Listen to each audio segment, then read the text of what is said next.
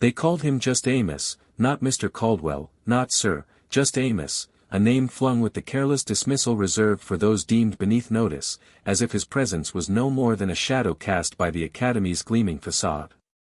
Amos Caldwell, 73, held post at the east gate of Worthington Military Academy, arriving each dawn at 5:50, his breath visible in the frostbitten air, clad in a threadbare security coat, its faded name patch curling at the edges, a steaming thermos of black tea gripped in his calloused hand, offering a quiet nod to every cadet who trudged past the iron gate, their boots crunching on gravel dusted with early snow.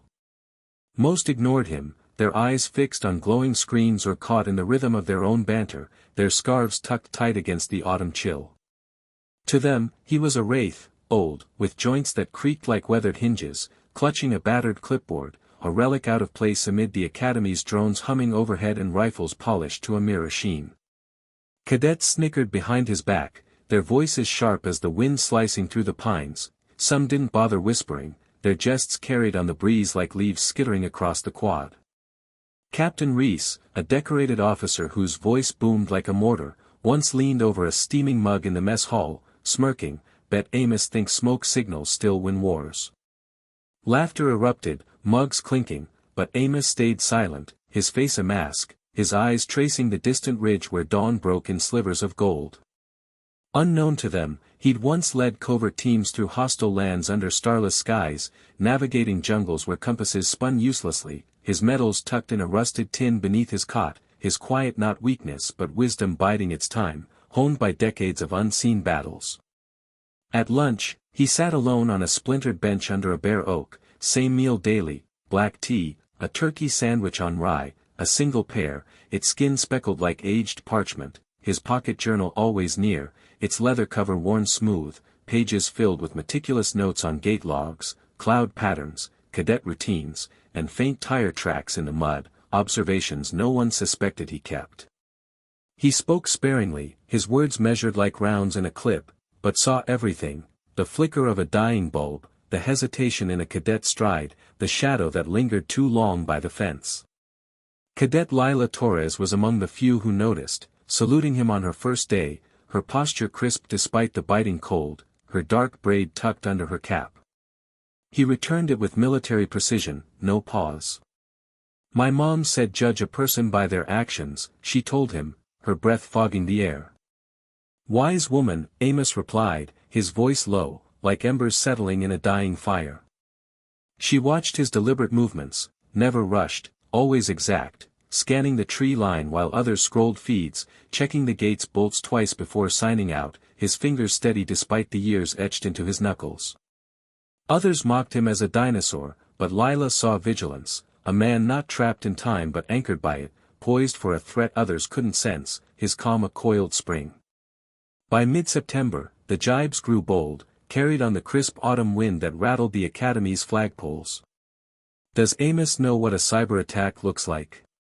Heard him ask if satellites need batteries. "Careful, don't sneeze near him, he'll turn to dust." Cadets laughed as they passed, their boots kicking up gravel, officers grinned in the warmth of break rooms, their laughter mingling with the clatter of cutlery. They didn't confront him, but their tone, thick with condescension, cut deeper than words, assuming he was past his prime, a tolerated fixture, a shadow in a frayed coat who'd missed his moment. The real wound wasn't their quips but the belief he was irrelevant, a prop in the academy's machine, his clipboard a joke, his thermos a quirk. Captain Reese made it a personal crusade, his confidence loud as his polished boots, his stride brisk, quoting field manuals like a zealot. One afternoon, gesturing toward Amos tightening a gate hinge under a sky heavy with clouds, Reese scoffed to a cluster of cadets, checked his file, civilian contractor, never wore a uniform. Laughter rippled, cadets relieved to dodge his aim, their breath visible in the chill. "Certain?" one asked, a lanky kid named Jensen, his voice hesitant. "Dead sure," Reese grinned, tossing his tray onto a stack. "That journal's probably his bingo scores." Lila, lingering by the mess hall door, stayed silent but watched, her eyes narrowing as Amos worked, oblivious to the mockery, his hand steady on the rusted hinge. The next morning, Amos knelt by a malfunctioning security panel near the northern barracks, his toolbox open, wires neatly arranged, fixing a glitch others had ignored for weeks, the panel's faint hum a contrast to the wind whistling through the pines. Reese's boots stopped beside him, gleaming despite the mud. "Need a hand, old-timer," he teased, arms crossed, voice dripping with mock concern. Amos glanced up, his eyes sharp under the brim of his cap, then back to a frayed cable. "No," he said, his tone clipped. "No, sir," Reese corrected, chuckling, his breath a faint cloud. "Rank still counts here." Amos stood, slow but steady, his coat damp from morning mist, his frame unbowed. "Didn't know gate work demanded salutes." Reese stepped closer, his smirk tightening. "Respects owed to authority." Amos met his gaze, unflinching, his voice calm as stone. "Respects shown in deeds, not badges." Reese snorted, striding off, his laughter echoing across the quad, but Lila, watching from a distance, saw the exchange, her jaw tightening. That evening, she passed Amos's booth, a squat concrete box where he scribbled by a flickering bulb, the scent of tea mingling with the damp wood and faint tang of motor oil. "Reese doesn't understand you," she said softly, her shadow falling across his desk, her uniform crisp despite the long day. Amos didn't look up, his pen moving steadily across the journal. "Doesn't need to." "He should," she pressed, her voice firm, her hands clasped behind her back. He turned, his eyes calm but piercing, like a hawk's. "I'm here to catch what's missed, not to be noticed." She nodded, pausing, the weight of his words settling like frost. "They mock until they can't," he added, his voice a quiet warning, his gaze returning to the page. She left, his words echoing in the stillness, the booth's light a lone beacon in the gathering dusk. Another cadet, Jensen, began to notice Amos too, his lanky frame often lingering near the gate, his questions tentative but growing bolder. "You ever see combat, Mr. Caldwell?" he asked one morning, his voice barely audible over the hum of a passing drone. Amos's eyes crinkled, a faint smile breaking through. "Enough to know it's not a story worth telling." Jensen nodded, his curiosity piqued, his usual banter with peers quieter after that. During a perimeter drill, the alarm stuttered, lagging seconds too long, a flaw masked by the system's hum, its failure a faint hiccup in the academy's rhythm. Reese blamed outdated code, his voice sharp in the briefing room, cadets cursed tech failures, their frustration spilling into the quad, their boots scuffing the gravel. Amos, unnoticed, had inspected the panel at dawn, recalibrating a misaligned sensor, logging the error in his journal, details others overlooked, his handwriting precise, each entry a testament to vigilance. By noon, alerts ran seamlessly, their rhythm restored, the system's hum steady as a heartbeat. Reese claimed credit in a briefing, his chest puffed, his voice carrying to the back of the room. Lila saw Amos's silence, his journal tucked away, its pages holding truths no one sought, her respect deepening with every ignored entry. A shift began, subtle but undeniable, not among officers but cadets. Some greeted Amos by name, their voices tentative, their salutes crisper. A few, like Jensen, asked about fence vulnerabilities or how fog affected infrared sensors, their questions halting but earnest, their eyes lingering on Amos's steady hands. One cadet, a wiry girl named Patel, asked if he'd served, her voice soft, almost reverent. Amos's eyes softened, a rare warmth breaking through. Long enough to know silence speaks louder than medals. The taunts persisted, Reese's voice loudest, his bravado filling mess halls, framing combat as a game, his orders barked to prove dominance, his laughter a constant undercurrent. But Lila listened to Amos, watched his slow, deliberate steps, realizing those who move with care see beyond the horizon, their vision unclouded by ego. Another cadet, a stocky kid named Ruiz, joined the quiet observers, his father a Gulf War veteran, his questions about Amos's journal hesitant but pointed. "You write down everything, don't you?" he asked one afternoon, the sun low, casting long shadows. Amos nodded, flipping a page to reveal a sketch of the fence line, annotated with wind speeds. "Miss nothing, you lose less," he said. Ruiz nodded, his usual smirk gone, his gaze lingering on the journal's worn cover. One dusk, a southeast camera glitched, a flicker most dismissed as a glitch in the feed. Amos caught it, rewound the tape in the booth, spotting a shadow shifting in the underbrush, too deliberate for a deer, its movement too calculated. He radioed, his voice calm but firm, possible breach, southeast corner. Reese's voice crackled back, dismissive, his tone sharp. Probably a coyote, Caldwell. Don't waste my time.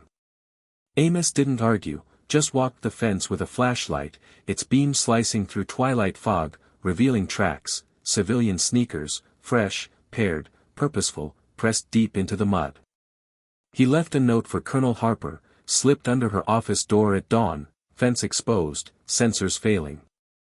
No reply came, but the next night, shadows moved again, two figures slipping through the blind spot, their steps silent, gone before alarms could trigger. Amos watched from his booth, his thermos untouched, his eyes narrowing as the feed flickered once more.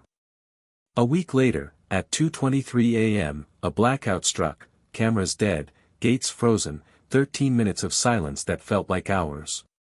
Cadets stirred in their bunks, assuming a drill, their voices muffled in the dark. Reese shouted orders into the void, his voice fraying, his flashlight beam erratic. Amos, sleepless, patrolled the southeast fence, rain soaking his coat, wind stinging his face, his steps sure despite the mud sucking at his boots. He found tracks, 2 sets, coordinated, fresh in the mire, their pattern deliberate, not panicked. With calm severed, he moved alone, signaling the guardhouse with a hand flare, its red glow fleeting in the storm, his silhouette a steady anchor in the chaos. When generators roared, lights flaring, the intruders had vanished, leaving a severed wire and a blinking sensor, its red light pulsing like a wound. Reese stormed the control room, red-faced, demanding answers, his authority crumbling under the weight of his own blindness, his shouts echoing off the concrete walls. Amos set his journal on the console, open to a week's breaches, times, tracks, patterns, charted with the precision of a cartographer, each entry a silent rebuke. "You were told," he said, voice even, cutting through Reese's bluster. "You chose not to hear." Reese's jaw tightened, his words failing, his hands clenching as cadets watched, their eyes shifting from their captain to the gate guard. Cadets passing Amos now saluted first, their gestures hesitant but sincere, their eyes meeting his with a new weight, their voices quieter in his presence. Dawn broke, and Worthington felt altered, not by the rain or restored power, but by Amos Caldwell, no longer just Amos, his presence a quiet force reshaping the academy's rhythm. Whispers spread like wildfire through the dorms, he tracked it all.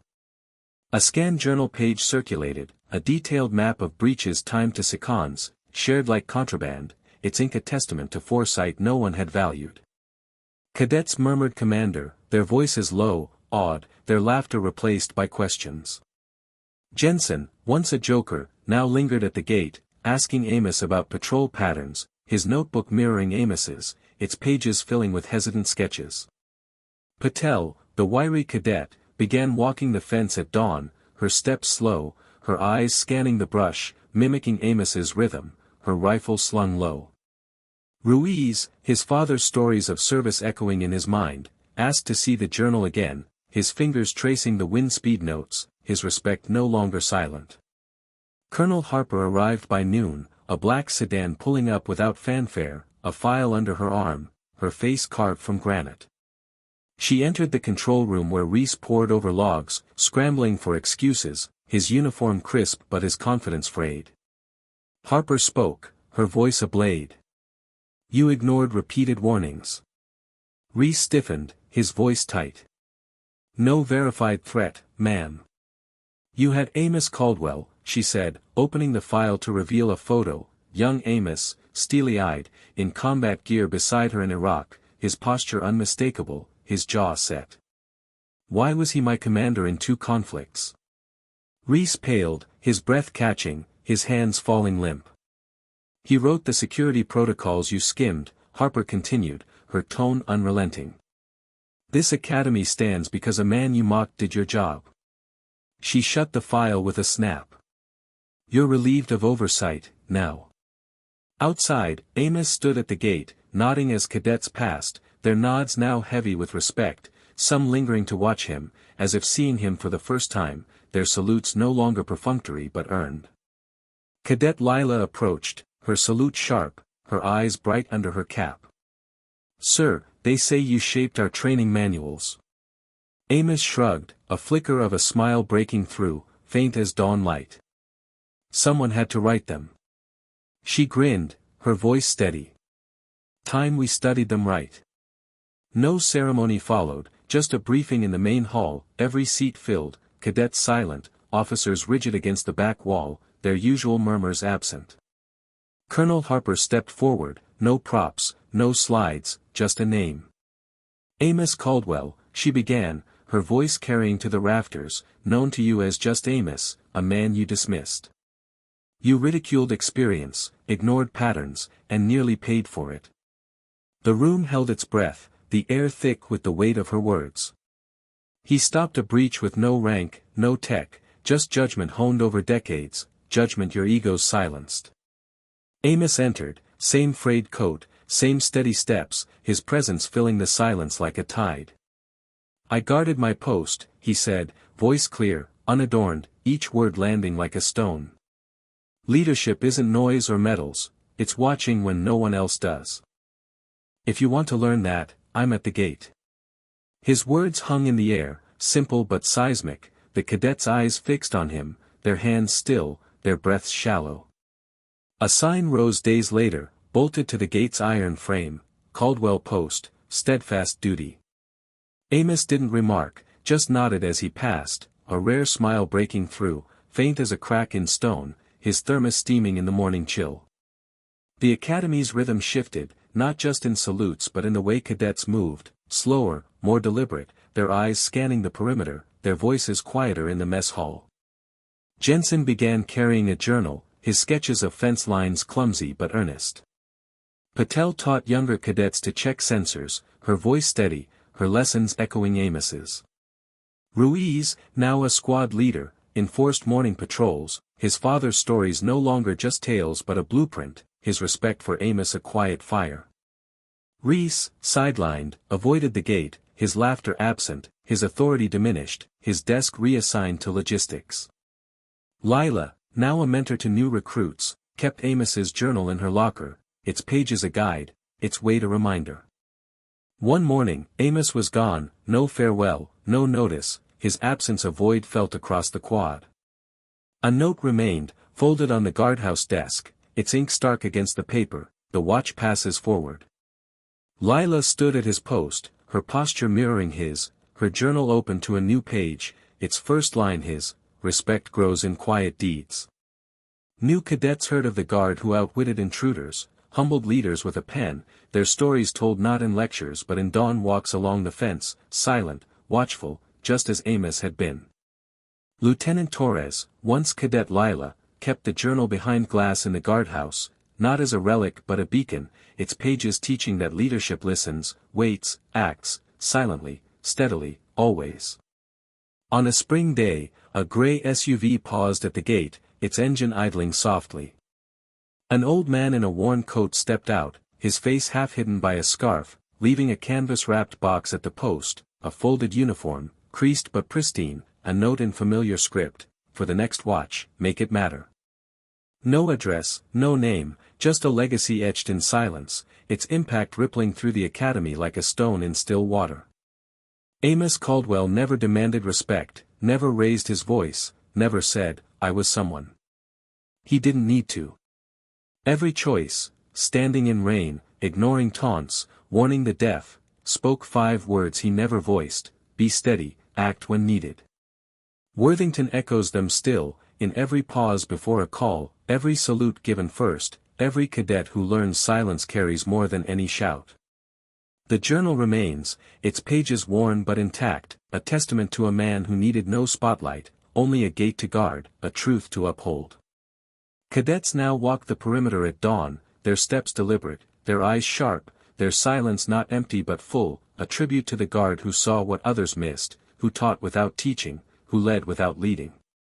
The East Gate stands as Caldwell Post, its sign weathered but proud, a reminder that valor doesn't shout, it watches, it waits, it endures.